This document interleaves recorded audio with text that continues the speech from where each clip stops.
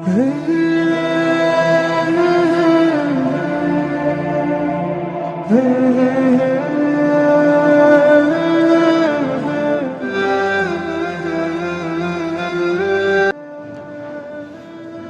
کبھار ہم سب کی زندگی میں ایسے لمحے ضرور آتے ہیں جب کوئی ایسا زخم دے جاتا ہے جس کے نشان وقت کے ساتھ بھی نہیں مٹتے۔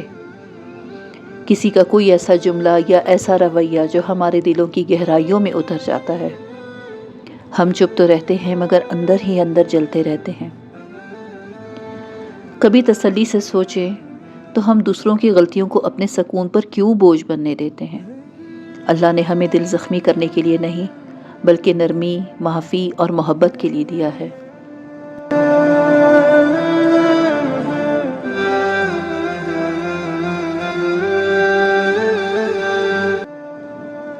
عفو و درگزر یعنی معاف کر دینا اور نظر انداز کر دینا، یہ صرف نبیوں کا وصف نہیں بلکہ ہر اس دل کی خوبصورتی ہے جو اللہ سے محبت کرتا ہے۔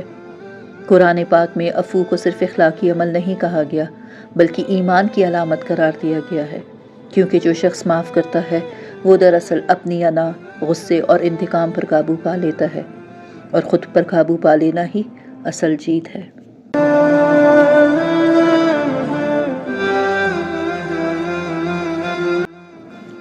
تو چلیے اب سورہ بقرہ کی آیات 109 سے 113 کی طرف چلتے ہیں، جہاں اللہ پاک ہمیں سکھا رہے ہیں کہ صبر، معافی اور درگزر ہی اصل بندگی کی راہ ہے۔ بسم اللہ والحمد للہ والصلاة والسلام علی نبینا محمد۔ السلام علیکم، امید ہے کہ آپ سب ایمان اور صحت کی بہترین حالت میں ہوں گے۔ وَدَّ كَثِيرٌ مِّنْ أَهْلِ الْكِتَابِ لَوْ يَرُدُّونَكُم مِّن بَعْدِ إِيمَانِكُمْ كُفَّارًا حَسَدًا مِّنْ عِندِ أَنفُسِهِم مِّن بَعْدِ مَا تَبَيَّنَ لَهُمُ الْحَقُّ فَاعْفُوا وَاصْفَحُوا حَتَّى يَأْتِيَ اللَّهُ بِأَمْرِهِ ان اللہ علی کل شیء قدیر۔ مسلمانوں، بہت سے اہل کتاب اپنے دلوں کی حسد کی بنا پر یہ چاہتے ہیں کہ تمہارے ایمان لانے کے بعد تمہیں پلٹا کر پھر کافر بنا دیں، باوجود یہ کہ حق ان پر واضح ہو چکا ہے۔ چنانچہ تم معاف کرو اور درگزر سے کام لو، یہاں تک کہ اللہ خود اپنا فیصلہ بھیج دے، بے شک اللہ ہر چیز پر قادر ہے۔ یعنی بعض یہودی یہ چاہتے تھے کہ جو لوگ ایمان لے آئے ہیں وہ واپس مشرک ہو جائیں، یا جو حق بات ان کے سامنے بالکل واضح ہو گئی ہے وہ اس کا انکار کر دیں۔ یہودیوں کی یہ خواہش صرف ان کے حسد اور جلن کی وجہ سے تھی، اسی لیے اللہ تعالیٰ مسلمانوں کو تسلی دے کر کہہ رہے ہیں کہ تم لوگ عفو و درگزر سے کام لو، انہیں معاف کر دو، اللہ تمہاری طرف سے خود ان کے ساتھ حساب کتاب پورا کر دیں گے۔ وَأَقِيمُوا الصَّلَاةَ وَآتُوا الزَّكَاةَ وَمَا تُقَدِّمُوا لِأَنفُسِكُم مِّنْ خَيْرٍ تَجِدُوهُ عِندَ اللَّهِ إِنَّ اللَّهَ بِمَا تَعْمَلُونَ بَصِيرٌ۔ اور نماز قائم کرو اور زکوٰۃ ادا کرو، اور یاد رکھو کہ جو بھلائی کا عمل بھی تم خود اپنے فائدے کے لیے آگے بھیج دو گے اس کو اللہ کے پاس پاؤ گے، بے شک جو عمل بھی تم کرتے ہو اللہ اسے دیکھ رہا ہے۔ یہاں بھلائی کا عمل کسے کہا گیا ہے؟ اسی معاف کرنے اور نظر انداز کرنے کو، کیونکہ یہ ایسا عمل ہے جو انسان اپنے لیے کرتا ہے۔ ہر انسان اپنے اللہ سے اپنے گناہوں کی مغفرت چاہتا ہے، اور اسی لیے یہ تبھی ممکن ہے کہ جب ہر انسان دوسرے کے قصور کو معاف کر دے۔ وَقَالُوا لَن يَدْخُلَ الْجَنَّةَ إِلَّا مَنْ كَانَ هُودًا أَوْ نَصَارَىٰ تِلْكَ أَمَانِيُّهُمْ قُلْ هَاتُوا بُرْهَانَكُمْ إِن كُنتُمْ صَادِقِينَ۔ اور یہ یعنی یہودی اور عیسائی کہتے ہیں کہ جنت میں سوائے یہودیوں کے اور عیسائیوں کے کوئی بھی ہرگز داخل نہیں ہوگا، یہ محض ان کی آرزوئیں ہیں۔ آپ ان سے کہیے کہ اگر تم اپنے اس دعوے میں سچے ہو تو اپنی کوئی دلیل لے کر آؤ۔ یعنی یہودی یہ کہتے ہیں کہ صرف یہودی جنت میں جائیں گے، اور عیسائی کہتے ہیں کہ صرف عیسائی ہی جنت کے حقدار ہیں۔ بلا من اسلم وجهه لله وهو محسن فله اجره عند ربه ولا خوف عليهم ولا هم يحزنون۔ کیوں نہیں؟ قاعدہ یہ ہے کہ جو شخص بھی اپنا رخ اللہ کے آگے جھکا دے اور وہ نیک عمل کرنے والا ہو، اسے اپنا اجر اپنے پروردگار کے پاس ملے گا، اور ایسے لوگوں کو نہ کوئی خوف ہوگا اور نہ وہ غمگین ہوں گے۔ اب دیکھیے، خوف اور غم کو دور کرنے والا فارمولہ بھی مل گیا، اور وہ یہ ہے اخلاص اور اپنے رب کے سامنے عاجزی۔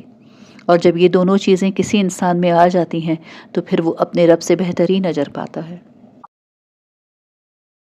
وقالت اليهود ليست النصارى على شيء وقالت النصارى ليست اليهود على شيء وهم يتلون الكتاب كذلك قال الذين لا يعلمون مثل قولهم فالله يحكم بينهم يوم القيامة فيما كانوا فيه يختلفون۔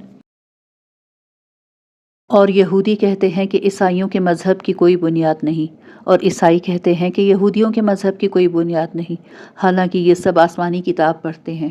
اس طرح وہ مشرکین جن کے پاس کوئی آسمانی علم ہی سرے سے نہیں ہے، انہوں نے بھی ان اہل کتاب کی جیسی باتیں کہنی شروع کر دی ہیں۔ چنانچہ اللہ ہی قیامت کے دن ان کے درمیان ان باتوں کا فیصلہ کرے گا جن میں یہ اختلاف کرتے رہے ہیں۔ اس آیت میں یہودیوں، عیسائیوں اور مشرکین عرب کے ذکر ہے۔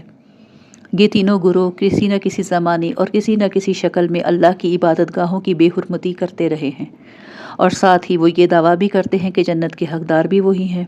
یعنی ایک طرف تو وہ اللہ کی عبادت گاہوں کو ویران کرنے پر تلے ہوئے ہیں، اور دوسری طرف اپنے آپ کو اللہ کا لاڈلا بھی بتاتے ہیں، لیکن ان کے درمیان بہترین فیصلہ اللہ ہی کریں گے روز قیامت۔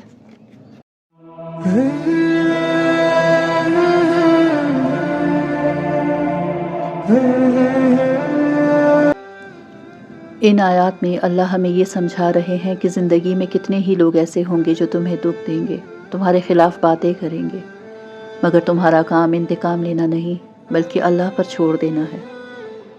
عفو و درگزر کمزور دلوں کا نہیں بلکہ یہ ایمان والوں کا وصف ہے جو اللہ پر یقین رکھتے ہیں۔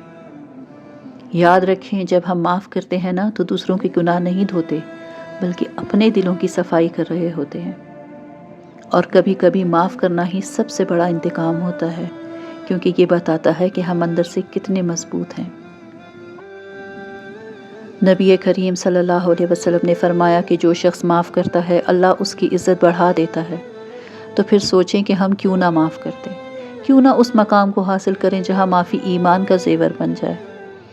آج اگر آپ کی زندگی میں بھی کوئی ایسا ہے جس نے آپ کو تکلیف دی ہے تو اس کے لیے دل میں نرمی پیدا کریں، معاف کر دیں، اس کے لیے نہیں، اپنے لیے، اپنے رب کے لیے، کیونکہ جب آپ دوسروں کو معاف کریں گے تو اللہ آپ کے گناہوں کو معاف کر دے گا۔ دل سے کڑواہٹ نکال دیں، کیونکہ دل میں جتنا میل ہوگا رحمت خداوندی اتنی ہی دور رہے گی۔